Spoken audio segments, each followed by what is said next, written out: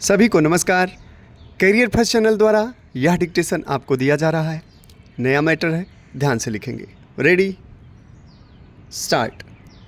अनेक बार यह कहा गया है कि इस देश के सम्मुख आज जो कठिनाइयाँ उपस्थित हुई हैं उनको दूर करने के लिए सरकार द्वारा कार्यवाही नहीं की गई है।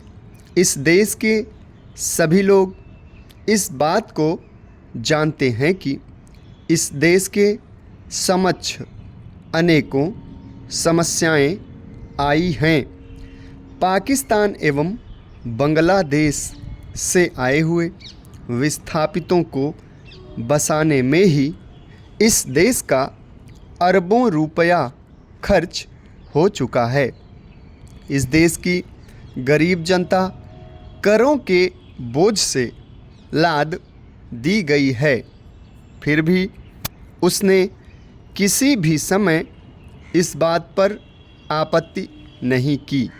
सरकार द्वारा कार्यवाही करने या न करने का प्रमाण आप किस प्रकार से दे सकते हैं, यह बात मेरी समझ में नहीं आती। कुछ साल पहले अनेक स्थानों पर यह चर्चा आरंभ हो चुकी थी कि इस देश के सभी लोगों को आपस में सहयोग करना चाहिए।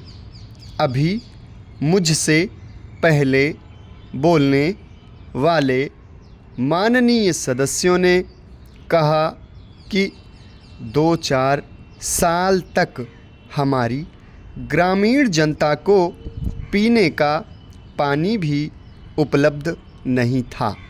आज उन्हें हर प्रकार की सुविधाएं प्राप्त हैं। उनके लिए अस्पताल, स्कूल और कॉलेज खोल दिए गए हैं। आज पढ़े लिखे लोगों की संख्या कुछ वर्ष पहले की संख्या से 3 गुनी अधिक है।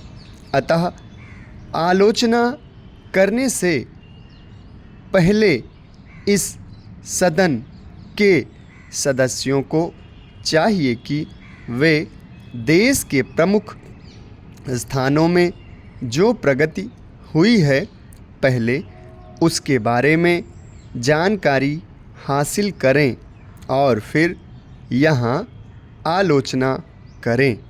इस देश के लोग भले ही गरीब हैं, किंतु पिछले अनेक सालों से देश में हुई प्रगति को नज़रअंदाज नहीं किया जा सकता है। ऐसी स्थिति में इस देश के करोड़ों लोग आपसे और संसद से यह अपेक्षा रखते हैं कि जो कुछ उपलब्धियां हमें प्राप्त हुई हैं उनके बारे में देश के कोने कोने में जाकर लोगों को अवगत कराया जाना आवश्यक है। ऐसा करने से ही उनका मनोबल बढ़ेगा और इस देश की उन्नति में उन्हें विश्वास होगा। भले ही इस देश के सामने अनेक चुनौतियां आई हैं, किंतु इस देश ने कभी भी सच्चाई का रास्ता नहीं छोड़ा है।